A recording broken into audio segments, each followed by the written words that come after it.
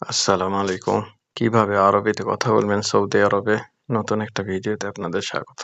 আপনি কিভাবে এটা বলবেন যে, আজ আমি খাবো আপনার সাথে বা তোমার সাথে। আজ আমি খাবো আপনার সাথে। তো আপনি নরমাল কিভাবে বলেন যে, আনা আক্কেল সওসওয়া ইনতা। আপনি এভাবেই বলেন। তো আসলে এভাবে না। যদি সঠিকভাবে বলতে চান যে কিভাবে বলবেন? اليوم أنا بآكل معك. اليوم মানে আজ, أنا بآكل মানে আমি খাবো, معك মানে আপনার সাথে। اليوم أنا بآكل معك মানে আমি খাবো আপনার সাথে। তারপরে যদি আপনি এটা বলেন যে, আপনি আজ কি খেয়েছেন? নরমালি আপনি কি বলেন যে, إيش أكل? তো আসলে এইভাবে না। আপনি যদি বলেন যে, আপনি আজ কি খেয়েছেন? কিভাবে বলবেন? যে وش أكلت اليوم?